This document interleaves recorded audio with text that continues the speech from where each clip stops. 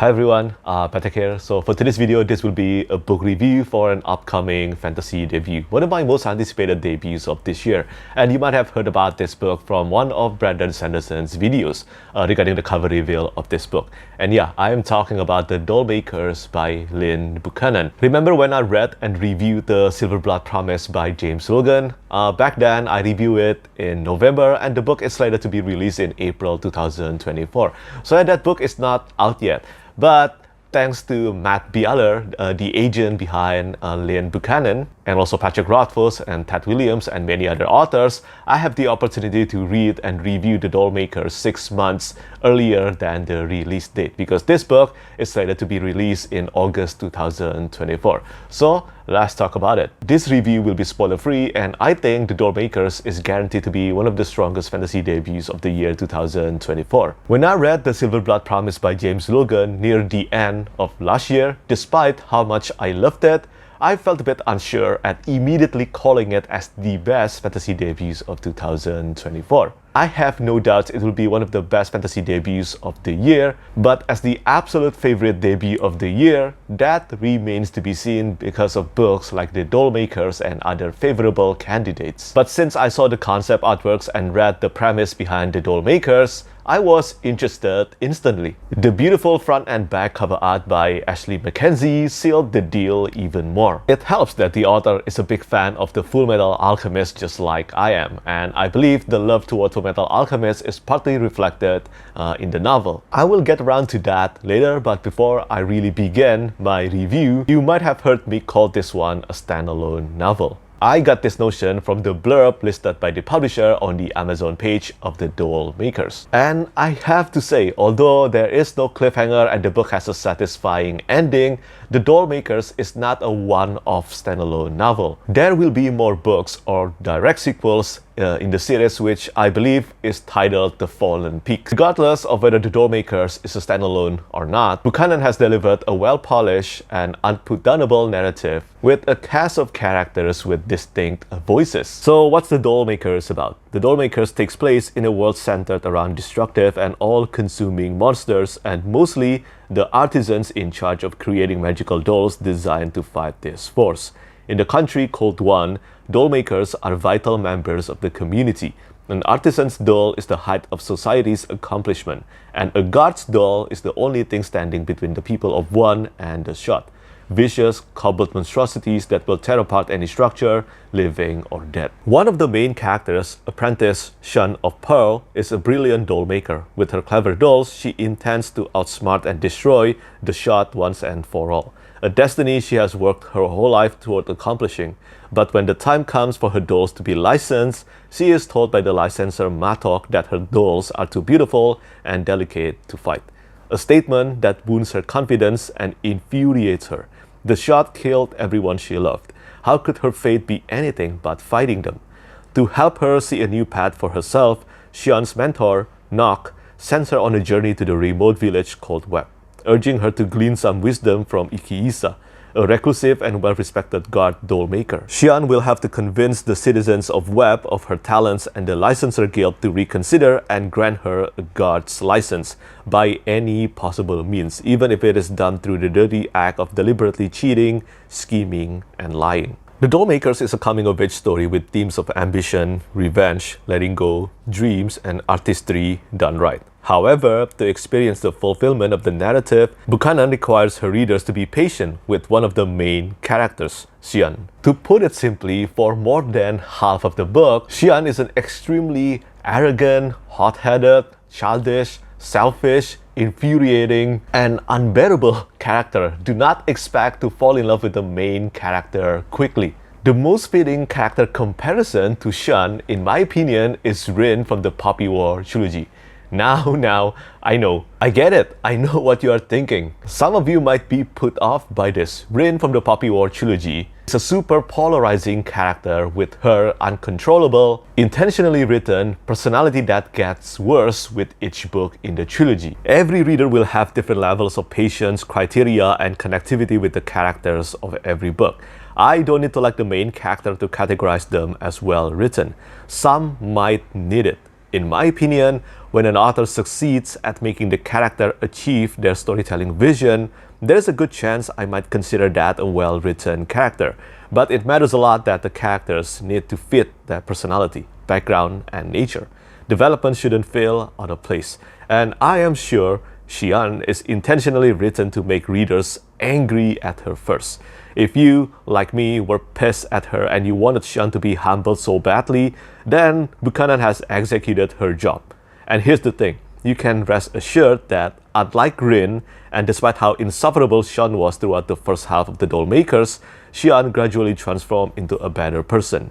Her character arc from an anti-hero with zero sense of empathy into what she became at the latter stage of the book was rewarding if you read through the 114,000 words long book. But for those of you who are worried about reading the perspective of an unlikable main character for a relatively long time, fortunately the Dollmakers is not told singularly from the perspective of Xian. Even though the book contains no chapters at all, which is a rare reading experience for me, the pacing flows continuously and smoothly regardless. It proved to be a challenge for me to put down the book. Buchanan nailed the pacing incredibly well. And not to a small degree, the compelling qualities of the storytelling are owed to the distinct small cast of characters. So yes, The Dollmakers is a multiple POV narrated novel. There are plenty of supporting characters which you can tell from the beginning portions, taking the role of the POV character, even if only briefly compared to Xian and one of the other main characters,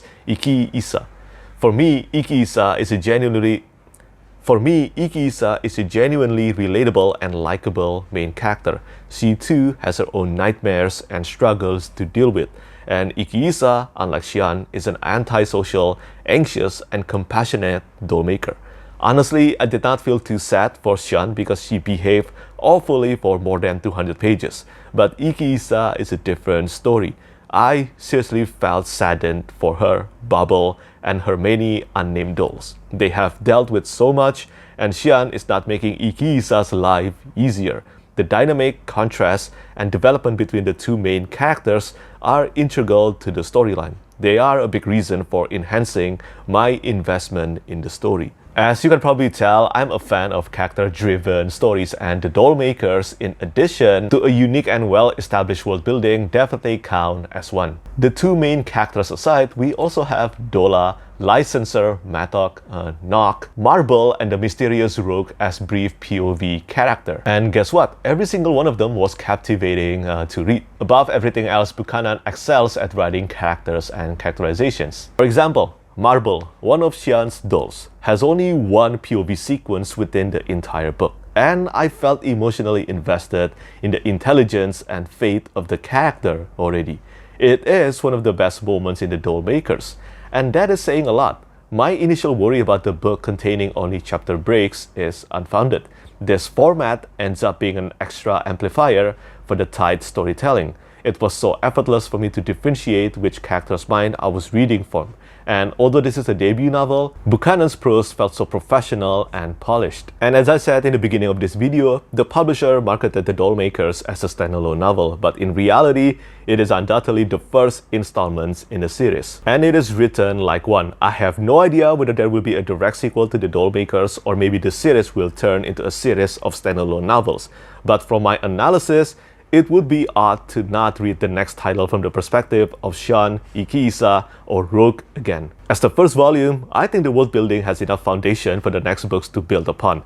The history of the Dollmakers, the shot, the role of the dolls, and the birthmark. The potential is there for sure. By the way, coincidence or not, birthmark reminded me of Fullmetal Alchemist Brotherhood. The birthmark is meant to bring dolls to life, slightly reminiscent of what Edward Elric did for his brothers, Alphonse Elric, and I loved it for that. But back to my point, there are still a lot of unexplored prospects in the world building and characters' background. As it stands, the world and scope in the Dollmakers still feel relatively small, and hopefully this will be magnified more in the sequel. Lastly, before I conclude this review, I want to set one more expectations right too. The Dollmakers is not an action-oriented novel. There is one big, superbly written action sequences, well placed near the end of the book, that reminded me of Sanderson's Sanderlanche. But the vibe of the world, engaging dialogues, and the characters extensively drive the narrative, and it all eventually led to a satisfying ending. So yeah, even though the Dollmakers ended satisfyingly with no cliffhanger, I am 99% sure there will be more books in the series. Again, it is not a one-off standalone novel. To wrap this up, I think the Dollmakers will be one of the finest fantasy debuts of this year. The bond between mentor and the apprentice is one of the most prominent elements of the Dollmakers. And on that note, as I said in the beginning, some readers might know about Lynn Buchanan and the Dollmakers from some of Brandon Sanderson's video on YouTube. Similar to Brian McClellan, the author behind the Powder Mage series, Lynn Buchanan is one of Brandon Sanderson's students that landed a major deal with traditional publishers.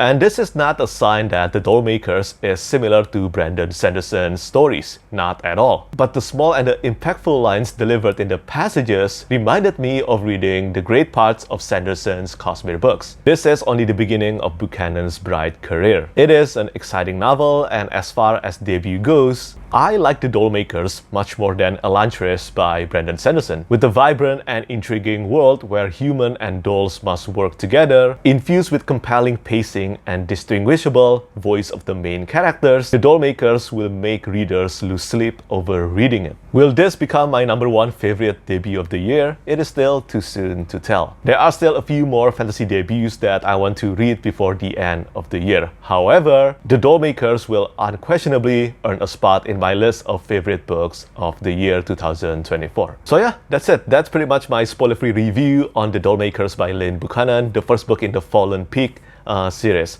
As I said, the book is coming in August 2024. If this sounds interesting to you, then pre-order it. Or maybe you want to wait for some more reviews. I believe there will be more coming as the months goes by up to the release date of the Dollmakers. But for me, personally speaking, I think this one was really easy and also hard to put down to read for me. I had such a great time reading it, and I hope you will as well. And yeah, I think that's pretty much it for me today. Let me know whether this book sounds interesting to you or not. Do you plan to read it this year? And as always, thank you so much for watching, and thank you for your support.